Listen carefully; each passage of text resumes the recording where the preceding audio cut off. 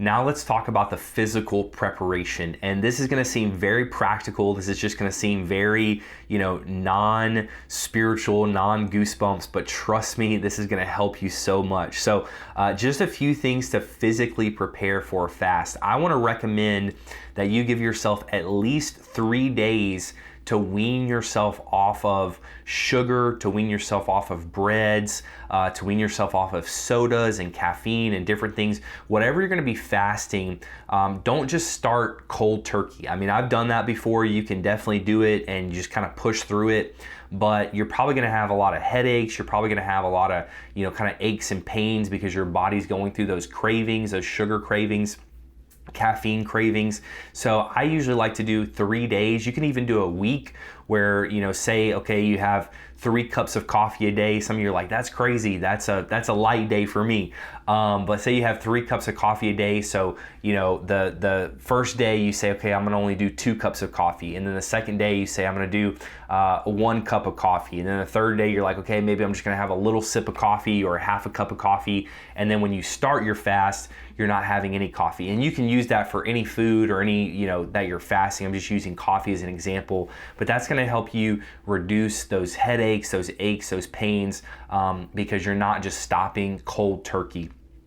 The next thing, just practically prepare, is go ahead and purchase any groceries or supplies that you're gonna need for this fast. I'll also recommend that if you do have groceries in your house, to try to eat those up before you start the fast. So if you have, Oreos and cookies or sodas in your refrigerator, ice cream, those different things, I would suggest that you try to eat that up or store it away in a separate place while you're fasting, because it's going to be really tempting, especially if you're budget conscious and you're like, hey, I don't want this to go to waste. I don't want this to spoil. I need to eat it. There's a lot of temptations to give in and to eat that food. So, purchase the groceries and the things that you need for the fast, but then also any groceries or anything that you have right now, try to eat those up, drink those drinks, maybe donate the food to someone, or store it in a separate place from where you normally keep your food, because like I said, it gets the best of us no matter how much willpower you have.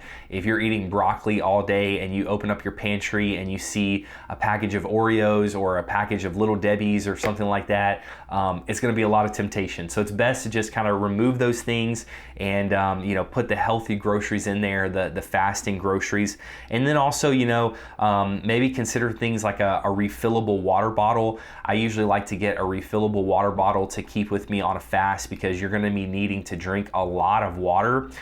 This is something that you maybe want to be preparing for as well. If you're not a big water drinker, you need to drink a lot of water, because you're going to have a lot of toxins and sugar and caffeine and different things that are leaving your body, and water just helps your body kind of get all that out. I don't know all the science behind it. I'm not trying to sound some people take it too far. They think that you're just gonna, water's gonna get everything out. I'm not saying that. I just know from personal experience that the more water you drink, the more hydrated you are. You're gonna be less hungry. You're gonna have less caffeine headaches, less sugar headaches, all those different things. So, definitely encourage you to have a lot of water. And I like to do a refillable water bottle, just kind of, save on plastic and washing dishes and all that type of stuff. I can just fill up the same water bottle over and over throughout the day. So that's a few things that I hope help you physically prepare for a fast. Again, start to wean yourself off from the things that you're gonna be fasting, whether it's meat or bread, sugar, caffeine, whatever it is.